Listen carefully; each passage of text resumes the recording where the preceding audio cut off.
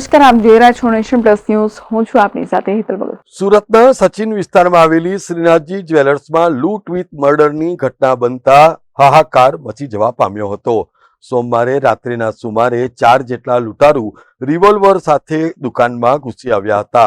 આ સમયે દુકાનમાં હાજર અશ્વિન રાજપરાએ લૂંટારુઓનો પ્રતિકાર કરતા એક લૂંટારુએ તેની ઉપર 2 રાઉન્ડ ફાયરિંગ કરીને ફરાર થઈ ગયા હતા. જો કે સદનસીબે લોકોના ટોળા એકત્ર થઈ જતા એક લૂંટારૂ ઝડપાઈ ગયો હતો, જેને લોકોએ ઢોર માર મારતા તેને સારવાર માટે હોસ્પિટલ ખાતે ખસેડવામાં આવ્યો હતો. આ બનાવની જાણ થતાં સુરત પોલીસના ઉચ્ચ અધિકારીઓ ઘટના સ્થળે દોડી ગયા હતા અને નાસી છૂટેલા 3 લૂંટારુઓની શોધખોળ હાથ ધરવામાં આવી છે. જ્યારે અશ્વિન રાજપરાને લોહી લુવણ હાલતમાં સારવાર માટે હોસ્પિટલ ખાતે ખસેડવામાં આવ્યા હતા, જ્યાં સારવાર દરમિયાન તેમનું મોત નીપજ્યું હતું. આ ઘટનામાં અન્ય એક વ્યક્તિને પણ ઈજા પહોંચી હોવાનું બહાર આવ્યું છે. લૂંટ અને ગોળીબારની ઘટનાને અંજામ આપ્યા બાદ આરોપીઓ ભાગવાનો પ્રયાસ કરતા હતા. આ સમગ્ર ઘટનાક્રમ નજીકના સીસીટીવી કેમેરામાં કેદ થઈ ચૂક્યો છે, જેને આધારે પોલીસે આરોપીઓની શોધખોળ હાથ ધરી છે. આજે સચિન પોલીસ સ્ટેશન વિસ્તારમાં સ્ટેશન બજારમાં એક શ્રીનાથજી જ્વેલર્સ કરી અને શોરૂમ આવેલો છે.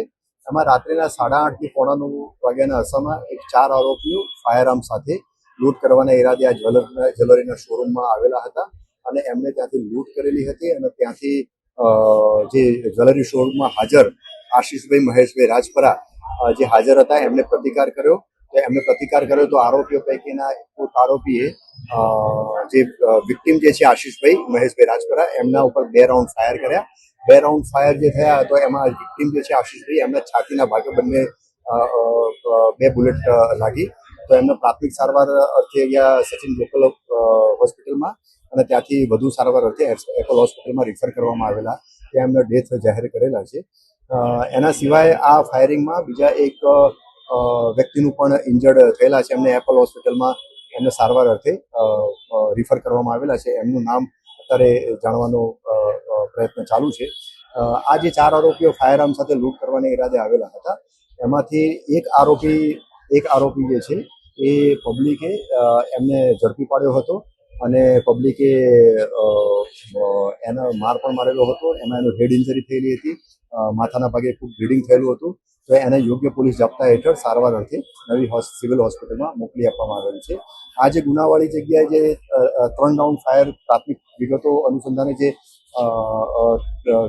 મળી છે એ અનુસંધાને 3 રાઉન્ડ ફાયર થયેલા એવી હકીકત મળી આવેલી છે અને આ બાબતે 3 ખાલી કેસીસ પણ ગુનાવાળી જગ્યાએ મળી આવેલા છે.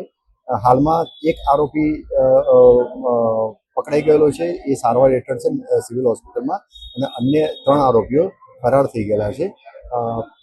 સુરત શહેર પોલીસની સ્થાનિક પોલીસની ઉપરાંત ક્રાઇમ બ્રાન્ચની ટીમ અને અલગ અલગ બીજી ટીમો પણ કાર્યરત થયેલી છે આ 3 આરોપીઓની ઝડપી પાડવા માટે. Bureau report, nation plus news, Surat. સમાચારોના સતત અપડેટ મેળવવા માટે અમારી નેશન પ્લસ ન્યૂઝની યુટ્યુબ ચેનલને સબસ્ક્રાઇબ કરો, બેલ આઇકન દબાવો અને જોડાયેલા રહો ફેસબુક, ઇન્સ્ટાગ્રામ અને ટ્વિટર પર.